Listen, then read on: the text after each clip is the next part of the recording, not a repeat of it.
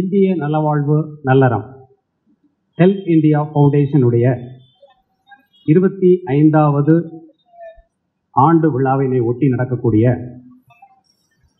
மருத்துவ குழு விவாதம் அந்த நிகழ்வு இப்போது தொடங்க உள்ளது. அந்த நிகழ்விற்கு வந்திருக்கக்கூடிய அனைவரையும் வரவேற்கிறேன். குறிப்பாக அமெரிக்கா மோர்ஹோஸ் ஸ்கூல் ஆஃப் மெடிசன், அமெரிக்க மருத்துவக் கல்லூரியின் மருத்துவ பேராசிரியர் டாக்டர் ஸ்ரீதரன், ராஜகோபால ஸ்ரீதரன் ஐயா அவர்களை நம் எல்லோரின் சார்பாக, உங்கள் எல்லோரின் சார்பாக வருக வருக என்று வரவேற்பதில் மகிழ்ச்சி அடைகின்றேன். தவிர இங்கு வந்திருக்கக்கூடிய சித்த மருத்துவ மாணவர்கள், குண்டூர் சுஜா பிள்ளை பெண்கள் மேல்நிலைப்பள்ளி மாணவிகள், ஆசிரியைகள் மற்றும் நண்பர்கள் அனைவரையும் வரவேற்றுக் கொள்கிறேன். சித்தர் இலக்கிய மையம் சார்பாக கைதட்டலாம் எல்லாத்துக்கும்.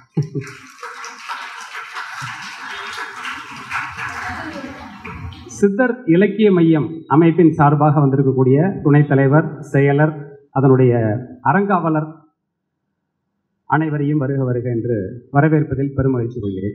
இந்த நிகழ்வு மாணவ மாணவிகளுக்காகவும் பொதுமக்களுக்காகவும் ஏற்பாடு செய்யப்பட்டிருக்கக்கூடிய ஒரு நிகழ்வு. ஒருங்கிணைந்த மருத்துவம் என்பது நவீன மருத்துவத்தையும் சித்த மருத்துவ அடிப்படை கருத்துக்களையும் ஒன்றாக சேர்த்து மக்களுக்கு பயனளிக்கும் வகையில் பயனாக்குவதற்காக நம்முடைய ஃபவுண்டர் டாக்டர் CN தெய்வநாயகம் ஐயா அவர்கள் 1993ஆம் ஆண்டிலேயே இது தொடங்கி இது பல்முகமாக பரிணாமம் எடுத்து இன்று அளவுக்கும் அது பொதுமக்களுக்கு பயனளித்து வரக்கூடிய விஷயங்களை இன்னும் பரவலாக்குவதற்கும் இந்த ஒருங்கிணைந்த மருத்துவத்தின் மூலமாக நாம் நோயின்றி வாழும் வழிமுறைகளை நாம் தெரிந்து கொள்வதற்கும் இந்த குழு விவாதம் ஏற்பட செய்திருக்கிறது. அதனால் உங்களுக்கு ஏற்படக்கூடிய ஐயங்களை நீங்கள் கேட்க முடியாட்டாலும் பேப்பரில் எழுதி நீங்கள் கொடுத்தீங்கன்னா இங்கே இருக்கக்கூடிய பேனலிஸ்ட் சொல்லுவாங்க. அதுக்காக உங்கள் சார்பாக நான் இந்த குழு விவாதத்தில் இருக்கக்கூடிய அறிஞர்கள் அனைவரையும் நாம் இப்போது மேடைக்கு அழைக்கிறேன். முதலாவதாக இந்திய நலவாழ்வு நல்லறத்தினுடைய குடும்ப நல மருத்துவர் டாக்டர் சதீஷ் ராமநாதன் அவர்களை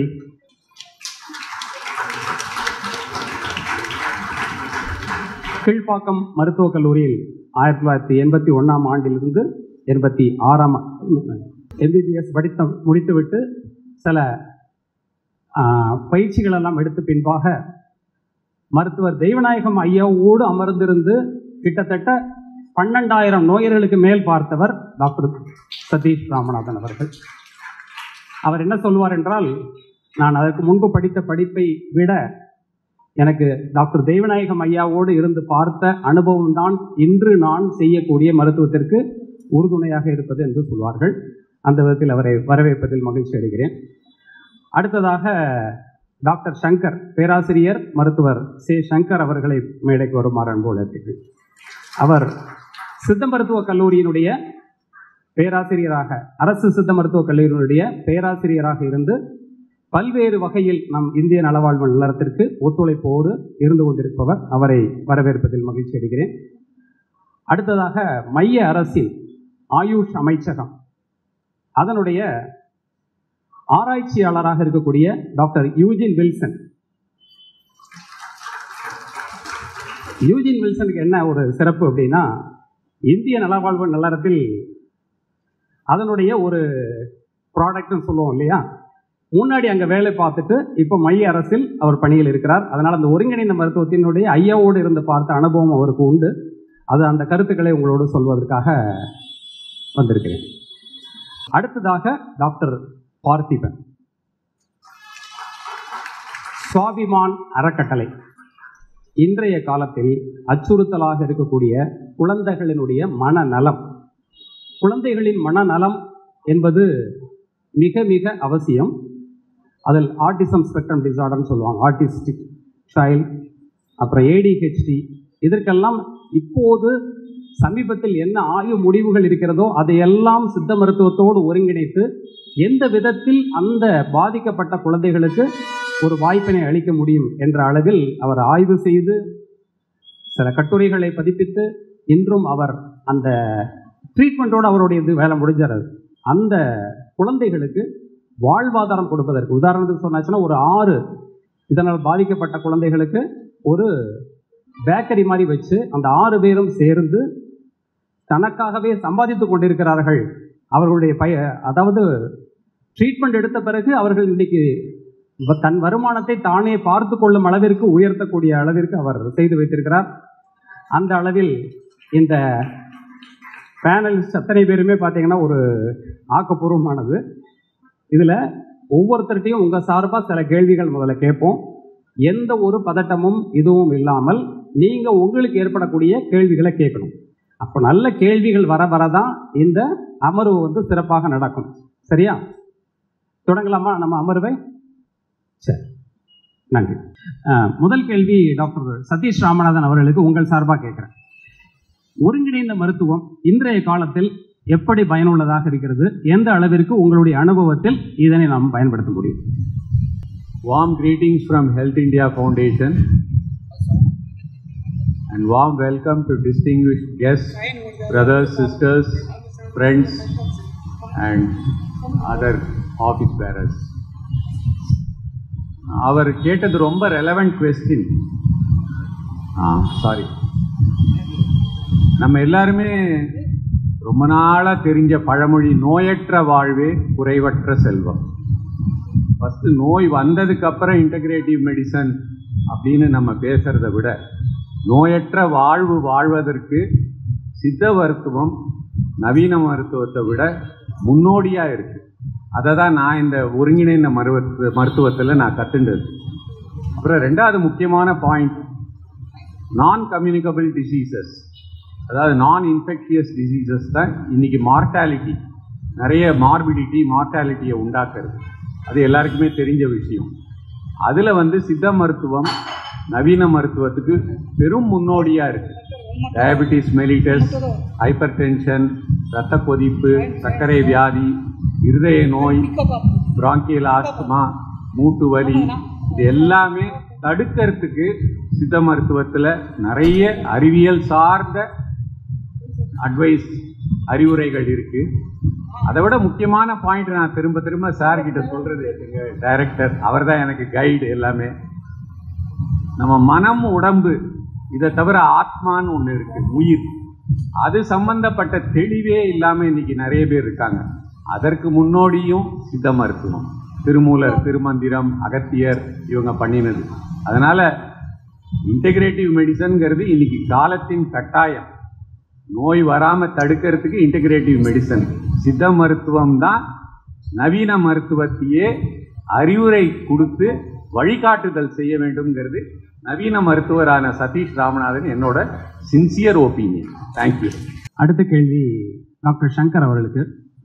இப்போது நிறைய மூலிகைகள் பல காலத்தில் பயன்பாட்டில் இருக்குது. அந்த மூலிகைகள் நவீன மருத்துவத்தில் எந்த அளவிற்கு பங்களிக்கிறது? இந்த நவீன மருத்துவ உலகில் எந்தெந்த மருந்துகள்லாம் மூலிகைகளிலிருந்து வருது? இந்த ஒருங்கிணைந்த மருத்துவம் வர்றதுக்கு முன்னாடி மூலிகைகள் பயன்படுத்திட்டு இருப்பாங்க. அந்த பற்றின ஒரு விளக்கத்தை நம்ம மக்களுக்கு சொல்லிட்டீங்கன்னா சரியா இருக்கும். மூலிகைகள் தான் சித்த மருத்துவத்தின் அடிப்படை இல்லையா? உங்கள் எல்லாருக்குமே தெரியும். இப்போ சார் கேட்ட கேள்வி, நவீன மருத்துவத்திற்கு மூலிகைகள் எவ்வாறு உதவுகின்றன அப்படின்னு கேட்டார். கிட்டத்தட்ட நவீன மருத்துவத்தில் பயன்படுத்தப்படுகின்ற கிட்டத்தட்ட 160 மருந்துகளுக்கு மேல் அவற்றின் பேசிக் காம்பவுண்ட் எங்கேருந்து கண்டுபிடிச்சாங்கன்னு பார்த்தீங்கன்னா, அது முழுக்க மூலிகைகள்ல இருந்து தான் கண்டுபிடிச்சாங்க. ஒரு மாலிகுலார் ஃபார்முலா ஒரு மூலிகையில் ஒரு ஆக்டிவிட்டிக்காக இருக்குது அப்படின்னு சொன்னால் அதை முதல்ல கண்டுபிடிச்ச பிறகு அதுக்கப்புறம் ஆர்டிஃபிஷியலாக சிந்தசைஸ் பண்ணாங்க. உதாரணத்துக்கு நம்ம சொல்ல போனோம் அப்படின்னு சொன்னால், ஃபஸ்ட்டு இனிஷியலாக டிஜிடாக்சின் நரிப்புகையில இருந்து தான் முதல்ல கார்டியாக் கிளைகோசைட்ஸ் இருக்குது. அந்த கார்டியாக் கிளைகோசைட்ஸ் எதையத்தை ஸ்டிமுலேட் பண்ணுதுன்றது பல நெடுங்காலத்திற்கு முன்பே நரிப்புகையை பயன்படுத்துகிறவங்க எதற்கு பயன்படுத்தினாங்க தெரியுங்களா? முதலில் வீக்கத்திற்கு பயன்படுத்தினாங்க. கால் வீக்கம் என்று சொல்லக்கூடிய எடிமாக்கு பயன்படுத்தினாங்க. இதில் ஒரு சூட்சுமம் என்னன்னா, ஹார்ட் ப்ராப்ளத்தினால வர வீக்கம் தான் அது கால் வீக்கம். அதுக்கு கரெக்டாக ஹார்ட் ப்ராப்ளத்தை டயக்னோசிஸ் பண்ணாங்களோ இல்லையோ, ஆனால் அதனால் வர வீக்கத்துக்கு நரிப்புகையில கொடுத்தா க்யூர் ஆகுதுன்றத ஒரு 500-700 ஆண்டுகளுக்கு முன்பே கொடுத்து கண்டுபிடிச்சவும் செஞ்சுட்டாங்க. அதற்கு பின்னால் தான் நவீன மருத்துவம் அதில் இருக்கக்கூடிய கார்டியாக் கிளைகோஸ்டோயிடோட ஸ்ட்ரக்சர்ஸை கண்டுபிடிக்கிறாங்க. கண்டுபிடிச்ச பிறகுதான் அதை சிந்தசைஸ் பண்ணுறாங்க. இது மட்டும் இல்லை, பல மூலிகைகளின் அடிப்படை பொருட்கள் நவீன மருத்துவத்தின் வேதிப்பொருட்களோடு நெருங்கிய தொடர்புடையதாக இருக்குது. இன்னொன்று எடுத்துக்கிட்டீங்க அப்படின்னு சொன்னால், நம்ம நித்திய கல்யாணியில் இருக்க வின்கிறிஸ்டின், வின்பிளாஸ்டின் அப்படின்னு சொல்லக்கூடிய 2 மருந்துகள் நித்திய கல்யாணியிலேருந்து தான் எடுக்கிறாங்க. இந்த 2மே இரத்த புற்றுநோய்க்கு பயன்படக்கூடிய மிக முக்கியமான மருந்துகள். ஸோ இதை கூட நம்ம பிளான்ட் பேஸ்ல இருந்து தான் எடுக்கிறோம். சரி, இதை எல்லாத்தையுமே விட்டுருவோம். நமக்கு தெரிஞ்ச ஒரு மூலிகை இருக்கு, ஆடாதொடைன்ற ஒரு மூலிகை. அதுல புரோமெக்சின் அப்படின்னு சொல்லக்கூடிய ஒரு வேதிப்பொருள் இருக்கு. அந்த வேதிப்பொருளை பிரித்து இன்னைக்கு பார்த்தீங்கன்னா குழந்தைங்களுக்கு கொடுக்குற நிறைய காஃப் சிரப்ல புரோமெக்சின் ஃபார் மியூகோலைட்டிக் ஏஜென்ட் அப்படின்னு சொல்லி பயன்படுத்துறாங்க. ஸோ இந்த அடிப்படையில் தான் பழங்காலத்தில் பயன்படுத்தப்பட்ட மூலிகைகளோட மூலக்கூறுகளை நவீன மருத்துவம் அல்லது நவீன மருத்துவம் என்று சொல்ல முடியாது, நவீன அறிவியல் அல்லது நவீன மருந்தறிவியல்னு சொல்லலாம். இந்த நவீன அறிவியலும் மருந்து அறிவியலும் கண்டுபிடிக்கிறாங்க. அதோட அடிப்படை மூலக்கூறுகளை கண்டுபிடிச்சு அதற்கு பிறகுதான் செயற்கையாக தயாரிப்பது உள்ள வருது. ஆனால் இதில் ஒரு சில பிரச்சனைகள் வரதான் செய்யுது.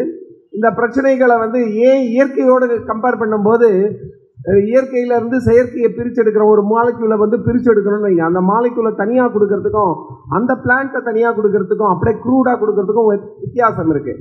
ஏன்னா ஒரு தாவரத்தில் ஒரு மூலக்கூறு மட்டுமே இருப்பதில்லை. பல மூலக்கூறுகள், பயோ ஆக்டிவ் மாலிக்யூல்ஸ் என்று சொல்லக்கூடிய பல திறனுடைய மூலக்கூறுகள் இருக்கின்றன. இந்த திறனுடைய மூலக்கூறுகள் மனித உடம்பிற்கு செல்லும் போது ஆர்கானிக் என்று சொல்லக்கூடிய ஃபார்ம்ல போறதுனால உடம்பின் இயற்கை வழியாக உறிஞ்சப்படுகிறது. ஆனால் இதை வேதிப்பொருளாக பிரித்தெடுத்து கொடுக்கும்போது அந்த ப்ராப்ளம் நிறைய பாதிப்புகள் வர்றதுக்கு அதுதான் காரணமா இருக்கு. ஸோ சித்த மருத்துவத்தை பொறுத்தவரை மூலிகைகள் வேர்பாறு, தழைப்பாறு, மிஞ்சினக்கால் மெல்ல மெல்ல பற்ப செந்தூரம் பாரு அப்படின்னு சொல்லியிருக்காங்க. அதோட அர்த்தம் என்னன்னா, முதலில் மூலிகைகளை கொண்டு வைத்தியம் செய், அவற்றினால் தீர்க்க முடியாவிட்டால் மேற்கொண்டு பெருமருந்துகளை கொண்டு வைத்தியம் செய்யணும் சொல்லியிருக்காங்க. ஸோ அப்போ மூலிகைகள் சித்த மருத்துவத்தின் வழிகாட்டின்னு மட்டும் சொல்ல முடியாது, அடிப்படை அலகுகள்னே சொல்லலாம்.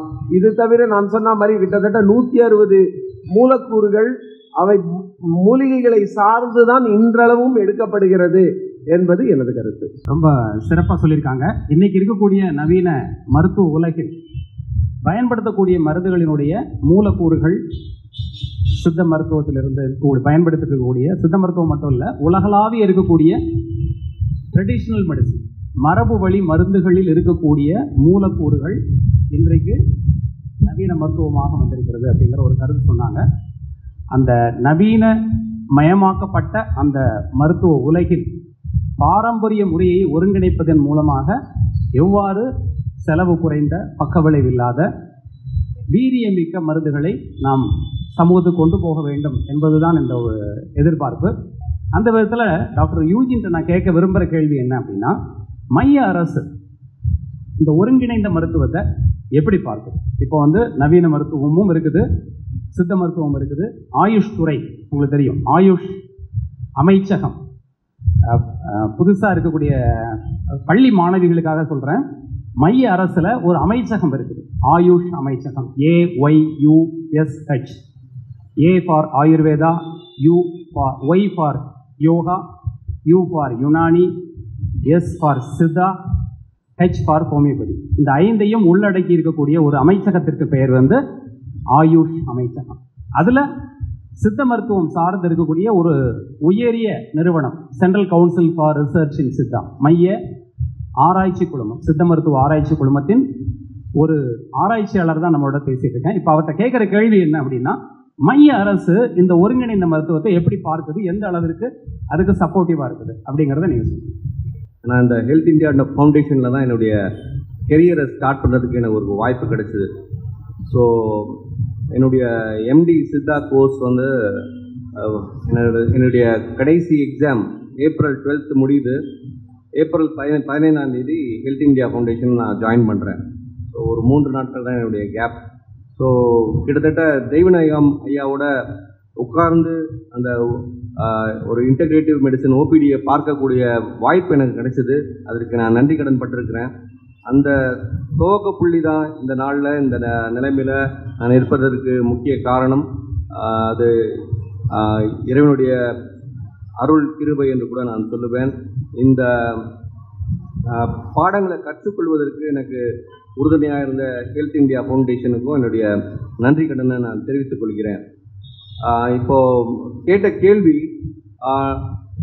கண்டிப்பாக மத்திய அரசு இந்த ஒருங்கிணைந்த மருத்துவத்திற்கு இப்போதான் அதற்கு முக்கியத்துவம் கொடுத்து வருது இந்திய அளவில் பொறுத்த வரைக்கும். ஆனால் மேலை நாடுகளை பொறுத்த வரைக்கும் integrative medicine is very popular. ஆனால் நம்ம ஆராய்ச்சி பொறுத்த வரைக்கும் ஐசிஎம்ஆர் உடைய கைட்லைன்ஸ், அதாவது ஃபார் இன்டகிரேட்டிவ் மெடிசன், மார்ச் 2025 தான் அவங்க ஒரு அடெண்டமை சேர்த்துருக்குறாங்க. அதாவது ஆல்ரெடி அவங்க எத்திக்கல் கைட்லைன்ஸ் வச்சுருக்குறாங்க. ஸோ 2006-07 பப்ளிஷ் பண்ணி அதை அப்டேட் பண்ணாங்க 2016-17. இப்போது அது அடெண்டமாக இன்டகிரேட்டிவ் மெடிசனுக்கான எத்திக்கல் கைட்லைன்ஸை அவங்க அப்டேட் பண்ணியிருக்கிறாங்க. அவங்க சொல்ல வருகிற காரியங்கள் என்னென்னா, ஒரு இன்டகிரேட்டிவ் மெடிசன் ரிசர்ச் செய்யணும்னா, ஃபார் எக்ஸாம்பிள் அதற்கு முன்னதாக அதுக்கு எத்திக்கல் அப்ரூவல் வாங்கணும். IHCC என்ற ஒரு சர்டிஃபிகேட் வாங்கினா தான் ஒரு ஆராய்ச்சியை செய்ய முடியும். ஸோ அந்த ஆராய்ச்சி அந்த எத்திக்கல் கமிட்டியில் 2 கோஆப்டட் மெம்பர்ஸ் இருக்கலாம். ஸோ அது இந்த ஆயுஷ் துறையை சார்ந்தவங்க அந்த கோஆப்டட் மெம்பர்ஸாக இருக்கலாம். அவங்க பெர்மனெண்ட் மெம்பர்ஸாக இருக்கணும்னு அவசியம் கிடையாது. பட் அவங்க கோஆப்டட் மெம்பர்ஸாக இருக்கலாம். ஸோ அந்த 2 கோஆப்டட் மெம்பர்ஸில் ஒருத்தர் அந்த நிறுவனத்தை சாராதவராக இருக்கணும். ஸோ இதுதான் அந்த முதலாவது அந்த கைட்லைன் சொல்லுது. அடுத்ததாக இன்ஃபார்ம்டு கன்சர்ன், அதாவது நம்ம நோயாளர் யாரை நம்ம ட்ரீட் பண்ண விரும்புகிறோமோ அவங்களுக்கு இந்த ஒருங்கிணைந்த மருத்துவத்தை பற்றின புரிதலை நம்ம முன்கூட்டியே அவங்களுக்கு சொல்லி அவங்களுக்கு புரிந்த பிறகு அந்த இன்ஃபார்ம் கன்சர்ட் அவங்க ஒப்புகை கொடுத்த பிறகு தான் நம்ம அவங்கள பார்ட்டிசிபெண்ட்டாக இன்க்ளூட் பண்ணணும். அது 2வது விதி.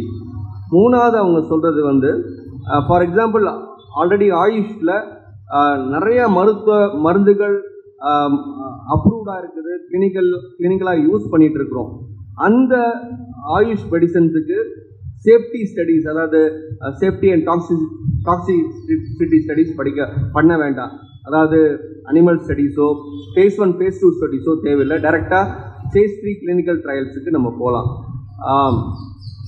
4வதா இதெல்லாம் யூஸ் பண்ணாமல் புதுசாக ஒரு மருந்தை நம்ம கொடுக்குறோன்னா அதற்கு இந்த வழிமுறைகளெல்லாம் பின்பற்றணும். முதல்ல ப்ரீ கிளினிக்கல் ஸ்டடீஸை பண்ணணும், அப்புறம் phase 1 phase 2 இந்த முறையாக வரணும்னு சொல்லி அந்த அடெண்டம் சொல்லுது. உதாரணமாக நீங்கள் எல்லாரும் பேண்டமிக்னா கோவிடை தான் சொல்லுவீங்க. ஆனால் எனக்கு இந்த HIV பேண்டமிக்கில் அந்த டைமில் ஒர்க் பண்ணக்கூடிய ஒரு வாய்ப்பு கிடைச்சிது. ஸோ 2000 அப்படியே சாரசாரையாக மக்கள் இந்த பேண்டமிக் அஃபெக்ட் ஆகி வந்துட்டு இருந்தாங்க. குறிப்பாக தமிழ்நாட்டு, Kerala, India, even international patients கூட ஹெல்த் இந்தியா ஃபவுண்டேஷனுக்கு வருவாங்க இந்த மருத்துவத்தை தேடி. ஸோ அப்போது இந்த ஒருங்கிணைந்த மருத்துவத்துக்கு அவங்களுக்கு தேவையான, சப்போஸ் அவங்க வருகிற நோயாளிகள் எல்லாருமே கிட்டத்தட்ட டிபி பேஷண்ட்ஸாக இருப்பாங்க. ஸோ அவங்களுக்கு தகுந்த டிபி மருந்துகளோடு சேர்த்து தேவைப்பட்டதுன்னா சித்த மருத்துவங்கள் இல்லை ஆங்கில மருந்துகளையும் சேர்த்து தான் நம்முடைய ப்ரொஃபஸர் தேவநாயகம் ஐயா கொடுப்பாங்க. ஸோ அப்படிப்பட்ட, அதாவது 2002 நான் சொல்கிறேன், இப்போ தான் நமக்கு அந்த எத்திக்கல் கமிட்டி கைட்லைன்ஸ் வந்திருக்குது. 2002 ஒருங்கிணைந்த மருத்துவத்தை பற்றி ஒரு நன்கு அறிந்து புரிதலோடு ஒரு ஆயுஷ் மருத்துவர் இல்லை சித்த மருத்துவரும் அலோபதி மருத்துவரும் ஒரே பேஷண்ட்டை உட்கார்ந்து அவங்களுக்கு தேவையான நோய் கணிப்பை சரியாக செய்து அதற்கான தெரப்பட்டிக்ஸ், முதலாவதாக கான்செப்டே வேறு, நம்முடைய சித்த மருத்துவம் எடுத்துக்கிட்டாலும் சரி, நம்ம வடியடல் ஐயம்னு சொல்லுவோம், அவங்களுக்கு வந்து கம்ப்ளிகபிள் டிசீஸ், நான் கம்ப்ளிகபிள் டிசீஸ். ஸோ வழிமுறையே வேறு. ஸோ அந்த கான்செப்ட், தெரப்பட்டிக்ஸ், ஈட்டியோபேத்தோஜெனிசிஸ் மற்றும் அவுட்கம்ஸ், ஸோ எல்லாம் இந்த 4 விஷயங்களுமே ஒருங்கிணைந்து ஒரே அமர்வில் அந்த 2 டாக்டர்ஸும் சேர்ந்து பண்ணுறது அந்த ஒருங்கிணைந்த மருத்துவம். ஸோ இந்த 4 அடிப்படை காரியங்களையும் அப்போவே 2000 தொடங்கி செய்துட்டு இருக்கிறாங்க. பார்த்தீங்கன்னா கோவிட்டில் பார்த்தீங்கன்னா மைய அரசு செய்த நிறையா ஸ்டடீஸில் வந்து அந்த ஆயுஷ் ஸ்டாண்டலோன் தெரப்பியோட ஆட்-ஆன் தெரப்பியாக ஆயுஷை இன்க்ளூட் பண்ணாங்க. ஸோ நிறையா தரவுகள், ஆய்வு முடிவுகள் வெளிவந்து இன்டர்நேஷ்னல் ஜேர்னல்ஸில் பப்ளிஷ் ஆகிடுச்சு. அது ஒரு நல்ல ஒரு ரெக்கக்னிஷனை சித்தா சிஸ்டமுக்கு கொடுத்துச்சு. ஸோ ஆரம்பத்துலேருந்தே இந்த கேள்விக்கு நான் சுருக்கமாக சொல்லணும்னா, மைய அரசு அதிகமாக முக்கியத்துவம் கொடுக்குது. கோவிடில், ஈவன் ஹெச்ஐவியில் ஹெல்த் இந்தியா ஃபவுண்டேஷனில் இருந்து அதற்கான ஆராய்ச்சிகளை மேற்கொண்டு வந்திருக்கிறோம். ஸோ ஒருங்கிணைந்த மருத்துவம் தான் மக்களுக்கு சிறப்பான மருத்துவமாக இருக்க முடியும் என்பது எனக்கு தாழ்மையான கருத்து. மிகச்சிறப்பு.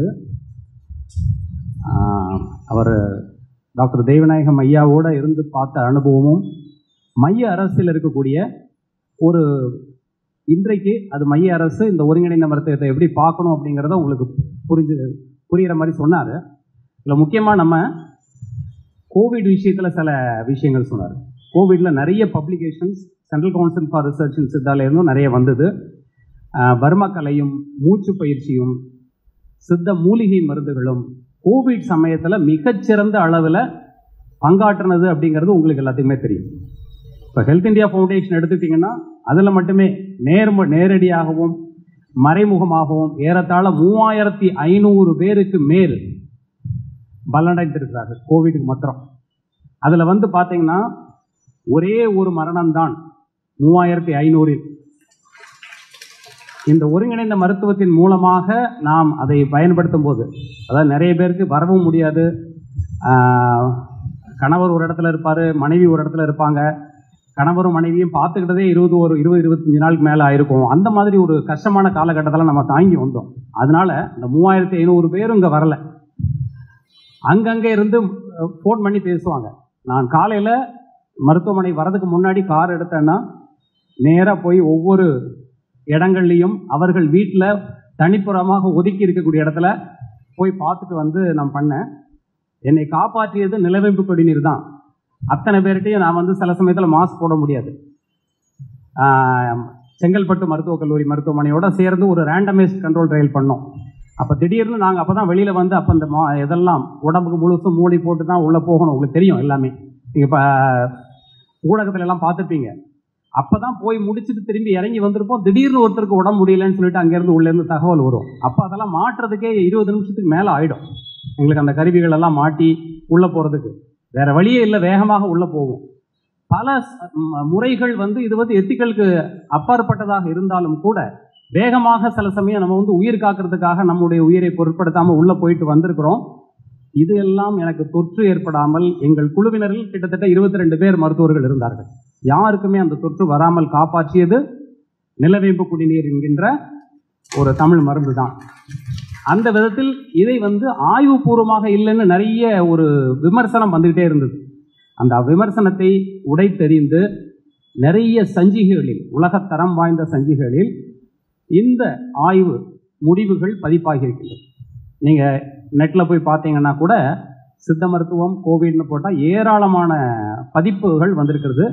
அதில் பியர் ரிவ்யூடு ஜேர்னல்னு சொல்லுவாங்க.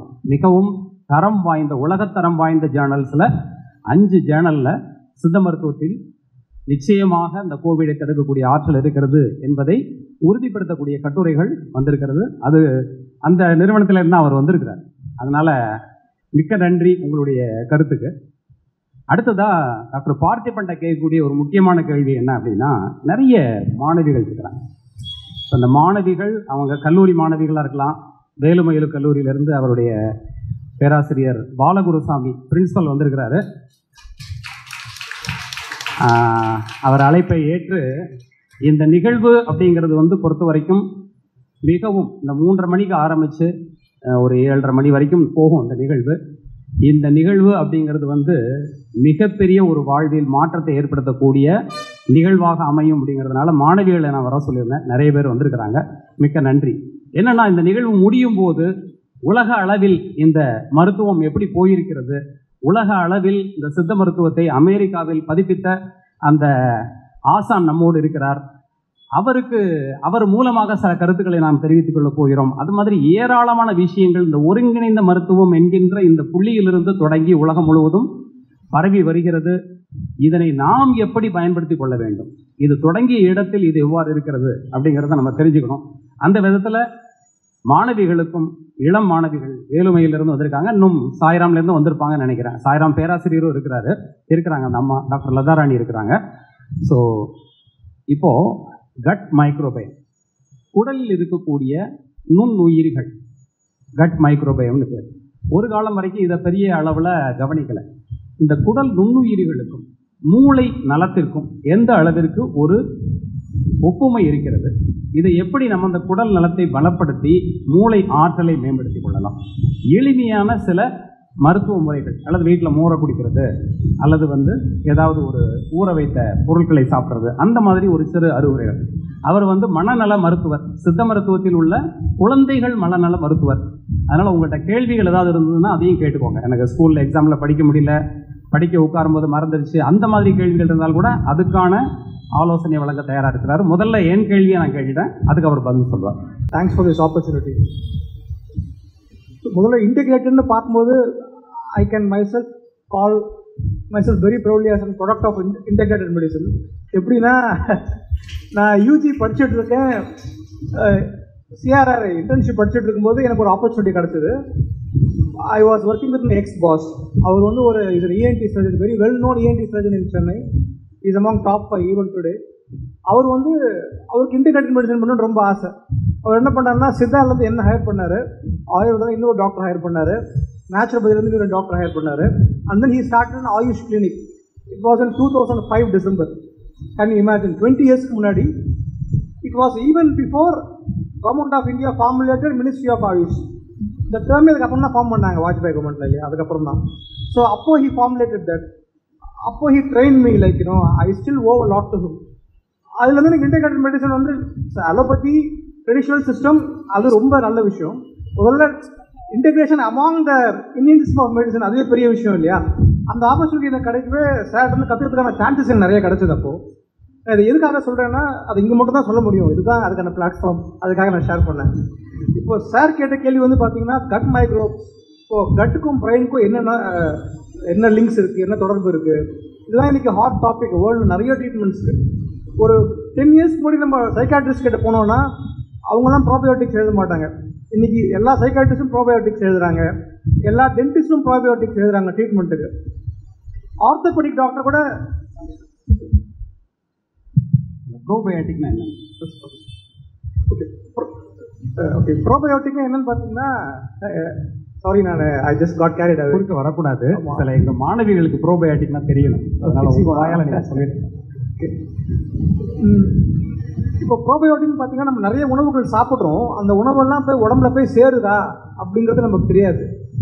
இயல்பாகவே நம்மளோட திருக்குடலில் வந்து பார்த்தீங்கன்னா, இப்போது பேன்கிரியாட்டிக் லிப்பேஸ், பேன்கிரியாட்டிக் அமிலேஸ் மாதிரியான நிறைய என்சைம்ஸ் எல்லாம் இருக்கும், குட்டி குட்டி என்சைம்ஸ் இருக்கும், நமக்கு வயிற்று நிறைய நுண்ணுயிர்கள். அதெல்லாம் வந்து நம்மளோட இப்போ லைஃப் ஸ்டைல் நிறைய பேர் இருக்க மாட்டேங்குது. It is not enough. அபண்டண்ட்டாக இருக்கணும், நிறைய வெரைட்டிஸில் இருக்கணும், நிறைய வகைகளில் இருக்கணும், நிறைய எண்ணிக்கையில் இருக்கணும். அது இப்போ அது மாதிரி இருக்கிறது இல்லை.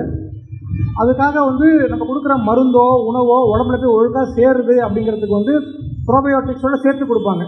அது இருந்தால் தான் உடம்புல போய் அந்த மருந்துகள் உணவுகள் வந்து அப்சார்ப்ஷன் ஆகும். அது ரொம்ப அவசியம். இன்றைக்கி நம்ம நிறைய படிக்கலாம், ப்ரீபயோட்டிக்ஸ் இருக்குது, ப்ரோபயோட்டிக்ஸ் இருக்குது, நிறைய படிக்கலாம் அதை பற்றி.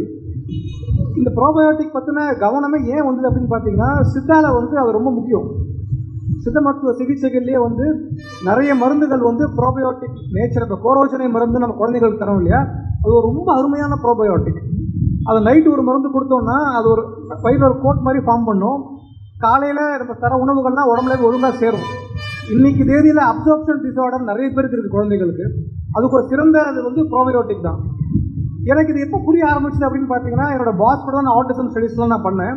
என்னோட மேற்படிப்பு நான் டெவலப்மெண்டல் டிசபிலிட்டிஸ் படித்து திரும்பி வரும்போது நிறைய மேல்நாட்டு புத்தகங்களை படிக்கிறதுக்கான வாய்ப்பு எனக்கு கிடச்சிது. அது ஒரு ரொம்ப இன்ட்ரெஸ்டிங்கான புக்கு. நான் வந்து சில்ட்ரன் வித் ஸ்டார்விங் பிரெயின்ஸ்னு ஒரு புக்கு. அது வந்து ஒரு அமெரிக்கா டாக்டர், அவங்க வந்து ஜாக்லின் மெக்கான்லெஸ்ஸு. அவங்க வந்து ஒரு பாட்டி, அவங்களுக்கு ஒரு 64 வயசு, அவங்க பேரனுக்கு 8 வயசு ஆட்டிசம். என்ன பண்ணணும்னு தெரியல அவங்களுக்கு. அதுக்காக அவங்க நிறைய ஆராய்ச்சிகள்லாம் பண்ணுறாங்க. அவங்க புத்தகத்தில் எழுதுகிறாங்க, இந்திய உணவுகளில் இருக்கிற ப்ரோபயோட்டிக்ஸ் எனக்கு ரொம்ப பிடிச்சிது அப்படின்னு. அவங்க தான் தேங்காய் பாலை பற்றி சொல்கிறாங்க. அப்புறம் நம்ம அறுசுவை உணவு நம்ம சொல்கிறோம் இல்லைங்க, சித்த மருத்துவத்தில் ரொம்ப முக்கியமான விஷயம் வந்து அறுசுவை தான். பழைய சோறு, பழைய சோறு, இட்லி தோசை மாவு, அப்புறம் நிறைய காய்கறிகள்லாம் ப்ரோபயோட்டிக், ஊறுகாய், இதெல்லாமே ப்ரோபயோட்டிக்ஸ் இருக்குது. அந்த அறுசுவை உணவை பற்றி தான் அந்த புக்கில் எழுதியிருக்காங்க. ரொம்ப ரேர் அது, அப்படி நம்ம பார்க்க முடியாது ஒரு மேலைநாட்டு புக்கில் வந்து அறுசுவை உணவு பற்றி எழுதுகிற புக்ஸு. அப்புறம் எனக்கு இன்னும் ரொம்ப முக்கியமான ஒரு ஆராய்ச்சி பிடிச்சது பார்த்தீங்கன்னா, டாக்டர் டிமோத்தி பூவின்னு ஒருத்தர். அவர் வந்து வயிற்றுக்கும் மூளைக்கும் இருக்க தொடர்பை பற்றி நிறைய எழுதியிருக்காரு. அவர் வந்து மெசாச்சுசெட்ஸ் மெடிக்கல் ஸ்கூல்னு இன்னுமே அவர் தான் அதோட பேட்டர்னாக இருக்கார். ஆட்டிசமுக்கு வந்து வயிறு தான் காசேஷனே. வயிறு பிரச்சனைகள் ஆட்டிசம்னால வரல, ஆட்டிசமே வயிறு பிரச்சனைகளால தான் வருதுங்கிறது தான் அவருடைய வாதம். ரொம்ப நல்ல புக். அது படிக்கும்போது தான் நம்ம சித்த மருத்துவத்தில் இருக்கிற மாந்தம், கணம், வலிப்பு, சன்னி, இந்த 4 தான் வந்து பிள்ளைப்பிணி மருத்துவத்தில் வந்து பார்த்தீங்கன்னா நம்ம சித்தர்கள் சொல்லியிருக்க விஷயம். ஒரு நோய் ஒரு தோடம் ஆரம்பிக்கணும், வயிற்றில் தான் ஆரம்பிக்கும் மாந்தம். அப்புறம் அது வந்து செஸ்ட் ரெல்முக்கு போகும், அது கணம். அப்புறம் அது வலிப்பாக மாறும், ஆல்டர்டு பிரெயின் ஃபங்க்ஷன். அப்புறம் சன்னி, ஆல்டர்டு கான்சியஸ்னஸ். இந்த பிக்சரை வந்து நமக்கு கொடுத்தது வந்து டாக்டர் டிமோத்தி பூவி. இனிமேல் அவரோட ஸ்டூடெண்ட்ஸ் தான் வந்து டெக்ஸஸ்லையும் ஃப்ளாரிடாலையும் கிளினிக் நடத்துகிறாங்க. ரொம்ப பெரிய லெவலில் வெறும் வயிறை சரி பண்ணியே அவங்களோட மூடு, பிஹேவியர், அப்புறம் பெர்ஃபார்மன்ஸ் எல்லாம் மாற்றக்கூடிய விஷயங்கள்லாம் அவங்க பண்ணிக்கிட்டு இருக்காங்க. ஸோ அதை தான் சித்த மருத்துவம் மூலமாக நம்ம பண்ணுறோம். ஸோ வயிறு மட்டும் நல்லா இருந்தது அப்படின்னு பார்த்தீங்கன்னா மூளையோட செயல்பாடு ரொம்ப நல்லாயிருக்கும். எளிமையாக சொல்லணும்னு பார்த்தீங்கன்னா, மூளையில் ஒர்க் பண்ணுற நிறைய நியூரோ டிரான்ஸ்மிட்டர்ஸ்னு சொல்லுவாங்க. ஒரு நரம்பு செல்லுக்கு இன்னொரு நரம்பு செல்லுக்கு கருத்து பரிமாற்றம் பண்ணுறது நியூரோ டிரான்ஸ்மிட்டர்ஸ். அந்த ப்ராசஸ் நியூரோ டிரான்ஸ்மிஷன் சொல்லுவாங்க. அது பண்ணுற அந்த செரோட்டோனின் மாதிரி கெமிக்கல்ஸ்லாம் உற்பத்தி ஆகிற இடமே வயிறு தான். அதோட சைட் ஆஃப் செக்ரீஷன் வந்து ஸ்டமக், சைட் ஆஃப் ஆக்ஷன் தான் நர்வஸ் சிஸ்டம், பிரெயின். ஸோ வயிறு நல்லா இருந்தாலே ஒருத்தரோட சுபாவம், ஒருத்தரோட பெர்ஃபார்மன்ஸ், இன்டெலிஜென்ஸ் எல்லாமே நல்லா இருக்குங்கிறதா இன்றைக்கி சயின்ஸ் சொல்லுது. அது சித்த மருத்துவத்தில் அன்றைக்கே சொன்னதுனால அந்த அறிவியல் வந்து நிறைய பேருக்கு பிடிக்க ஆரம்பிச்சிச்சு. அது வந்து நிறைய ஆராய்ச்சிக்கு உட்படுத்துகிறாங்க. தேங்க்யூ. ரொம்ப மகிழ்ச்சி. இதில் அவர் சொன்ன ஒரு முக்கியமான விஷயம் வந்து ஊறுகாய். இந்த ஊறுகாய் அப்படிங்கிறத பொறுத்த வரைக்கும் அதை மாத்திரம் நான் உங்கள் அனுமதியோட கொஞ்சம் கிளாரிஃபை பண்ணிக்கிறேன். கடையில் கிடைக்கக்கூடிய ஊறுகாய் அல்ல. அந்த ஊறுகாய் என்பது ட்ரெடிஷ்னல், மரபு வழியாக உற்பத்தி செய்யப்பட வேண்டும். உதாரணமாக நீங்கள் நெல்லிக்காய் ஊறுகாய் பண்ணுறீங்க அல்லது எலுமிச்சை ஊறுகாய் பண்ணுறீங்க அப்படின்னாச்சுன்னா, எலுமிச்சையை வந்து 8 துண்டுகளாக வெட்டி அதோட இஞ்சியை தோல் நீக்கி குறுக்கு வாக்கில் வெட்டி அந்த எலுமிச்சையும் இஞ்சியும் 4:1 என்ற விதத்தில் கலந்து அதுக்கு மேலே வந்து இந்துப்புன்னு சொல்லக்கூடிய ஒரு ராக் சால்ட், ஹிமாலயன் ராக் சால்ட்னு பேர், அதை போட்டு வெயிலில் வைத்து வைத்து பாடம் பண்ணி எடுத்துக்கொள்வது. ஒரு 2 நாள் 3 நாள் கழிச்ச பிறகு என்ன பண்ணணும், தூய்மையான மூலிகை எண்ணெய்கள் அல்லது நல்லெண்ணெய், தேங்காய் எண்ணெய் ஏதாவது அதுக்கு மேலே விட்டு கிளறி வெயிலில் வச்சு எடுத்துக்கொள்ளணும். இதுக்கு பேர் தான் ஊறுகாய் அப்படின்னு பேர். இந்த ப்ரோபயாட்டிக் அப்படிங்கிறது குடலை பலப்படுத்தக்கூடிய அந்த தன்மை அப்படிங்கிறது இந்த மாதிரி செய்யக்கூடிய ஊறுகாய் தான். அதனால கடையில் கிடைக்கக்கூடிய பிராண்டட் அதில் வந்து வதக்கிடுறாங்க. இப்போ ஒரு பொருளை நம்ம வந்து வதக்கிட்டு அந்த பாட்டில் அடைச்சி நம்ம பயன்படுத்தும் போது அதனுடைய பலன் நமக்கு இந்த ப்ரோபயாட்டிக் தன்மைகள் வந்து கிடைக்காம இருக்கும். ஊறுகாயினுடைய இன்னொரு ஒரு முக்கியமான விடயம் என்ன தெரியுமா? இப்போ எலுமிச்சையை வெட்டுறோம், ஊறுகாய் மாதிரி போடுறோம், அதில் விதையை எடுத்து மறுபடி நம்ம ஊனி வச்சோம்னா அந்த விதை முளைக்க வேண்டும். உயிர் உள்ளது ஊறுகாய், அது மாதிரி பயன்படுத்த பழக வேண்டும். நன்றி. இப்போ கடையில் கிடைக்கக்கூடிய பெரும்பாலான ஊறுகாய்கள் வேக வைக்கப்பட்டு வினிகர் சேர்க்கப்படுகிறது, அதாவது கொன்று தான் பயன்படுத்துகிறோம். ஆனால் அந்த காலத்தில் பழையகால முறையில் நம்ம செல்வசனம் அண்ணா சொன்ன மாதிரி வெட்டி காய வைத்து பிறகு எண்ணெய் கொண்டு தாளிதம் செய்து அதற்கு பிறகு தான் பயன்படுத்துகிறோம். ஸோ 2 முறையும் இப்போ இருக்கிற ஊறுகாய் முறைகள் வந்து பயனற்றதாக தான் இருக்கே தவிர ஒருவேளை ஒரு கார சுவைக்காக பயனற்றதாக இருக்கலாம். இரண்டாவது விஷயம், அதே ப்ரோபயாட்டிக்கில் இந்த பழைய சோறு சாப்பிட்றத ரொம்ப எல்லாருமே வரவேற்கிறாங்க. அதில் ரொம்ப முக்கியமாக எங்கேயோ நம்ம ஆராய்ச்சியை தேடிட்டு அமெரிக்கா போக வேண்டாம். நம்ம ஸ்டான்லி மருத்துவமனை மருத்துவர்கள் பழைய உணவு, பழைய சோறு என்று சொல்லக்கூடிய நீராகாரத்திற்கு உடல் சம்பந்தப்பட்ட புற்றுநோய்களை தடுக்கும் திறன் உள்ளது அப்படின்னு சொல்லியிருக்காங்க. அந்த தகவலையும் இங்கே தெரிவிக்கிறேன். சதீஷ் சார், நீங்கள் சொல்லுங்கள்.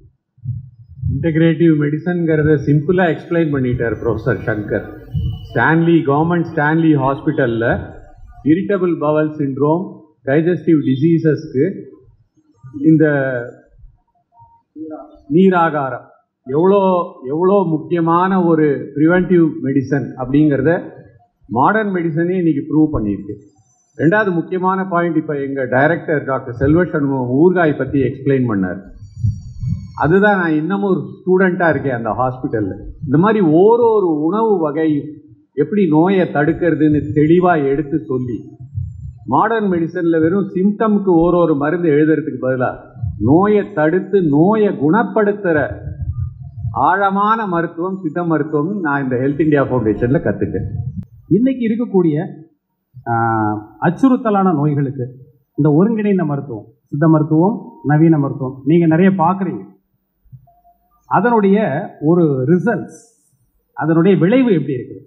டயபெட்டிஸ், ஹைப்பர் டென்ஷன் அப்படிங்கிறத உங்களுடைய நவீன மருத்துவ பார்வையில் சொல்லணும். நாங்கள் சித்த மருத்துவர் எங்கள் மருந்து நல்லது, நல்லா வேலை செய்யுது, இது ஒருங்கிணைந்ததன் மூலமாக ரொம்ப நல்லதுன்னு நாங்கள் சொல்கிறத விட, ஒரு நவீன மருத்துவ பார்வையில் இன்னைக்கு இருக்கக்கூடிய அச்சுறுத்தலான நோய்களுக்கு அதனுடைய வெற்றி எப்படி இருக்கிறது, வெற்றி விகிதம் எப்படி இருக்கிறது, அந்த பாதிக்கப்பட்டவர்களுடைய உடல் நலம் மனநலம் எப்படி இருக்குது? அச்சுறுத்தல்னா நோயினால் அச்சுறுத்தலை விட நவீன மருத்துவர்கள்னால தான் நிறைய அச்சுறுத்தல் இப்போ இருக்குது. ஸோ அதை ஃபஸ்ட்டு நம்ம புரிஞ்சுக்கணும். இன்னொன்று, நான் சொன்ன மாதிரி ஒரு ட்ரைனிங் எடுக்கும்போது சிம்டம்ஸை மட்டுமே, நோய் அறிகுறிகளை மட்டுமே அட்ரஸ் பண்ணுற மருத்துவமாக இன்றைக்கி நவீன மருத்துவம் மாறி வருது. இப்போ டயபெட்டிஸ் மெலிட்டஸ்ன்னு எடுத்துட்டா இன்சுலின் டிபெண்ட், நான் இன்சுலின் டிபெண்ட் அப்படின்னு பிரிக்கிறாங்க. இன்சுலின் டிபெண்ட் இன்சுலின் இன்ஜெக்ஷன் போட்டுக்க வேண்டிய டயபெட்டிஸ். நான் இன்சுலின் டிபெண்ட் டயபெட்டிஸ்ன்னு எடுத்துட்டீங்கன்னா முக்கியமாக வாழ்வியல் மாற்றங்கள், அதில் உணவு ரொம்ப முக்கியமான ஒரு பாயிண்ட். அப்புறம் வாழ்வியல் மாற்றங்கள், இதை அறிவுபூர்வமாக தெளிவாக எக்ஸ்பிளைன் பண்ணி நாங்கள் எங்கள் கிளினிக்கில் சைடு எஃபெக்ட்ஸை ப்ரிவெண்ட் பண்ணி சித்த மருத்துவத்தில் நிறைய டயபெட்டிஸ் மெலிட்டஸ் பேஷண்ட்ஸை க்யூர் பண்ணியிருக்கோம். இதில் நிறைய சைடு எஃபெக்ட்ஸ் இருக்குங்கிறது ஒரு மாலிக்யூலை நவீன மருத்துவர் இன்ட்ரடியூஸ் பண்ணி 15 வருஷம் கழிச்சு அந்த ட்ரக்கை வித்ட்ரா பண்ணுறாங்க. இப்போ அந்த 15 வருஷம் வர டேமேஜ் யார் பொறுப்பெடுத்துக்கிறது? அதனால் இந்த மாதிரி விஷயங்களில் டயபெட்டிஸ் மெலிட்டஸாக இருக்கட்டும், டிஸ்லிபிடீமியா, எனக்கு கொலஸ்ட்ரால்னு நிறைய பேர் வராங்க. இதுலேயும் வாழ்வியல் மாற்றங்கள். இப்போ ஸ்டாட்டின்கிற மாத்திரையை நம்ம 60 வயசுக்கு மேலே சர்வசாதாரணமாக எழுதினா அவங்களுக்கு மயோபதி வருது, நியூரோபதி வருது, டீமென்ஷியா வருது. இதெல்லாம் டாக்குமெண்டட் சைடு எஃபெக்ட். அதெல்லாம் அவாய்ட் பண்ணி சித்த மருத்துவம், மூலிகை மருத்துவங்களையும் பயன்படுத்தி வாழ்வியல் முறைகள், உணவு முறைகளை தெளிவாக அறிவியல் பூர்வமாக அவங்களுக்கு எக்ஸ்பிளைன் பண்ணி கன்வின்ஸ் பண்ணினோன்னா இந்த மாதிரி சைடு எஃபெக்ட்ஸை நம்ம ப்ரிவெண்ட் பண்ணலாம். முன்னேற்றம்ங்கிறது மருத்துவமனைகளில் நோயாளிகள் குறையணும்.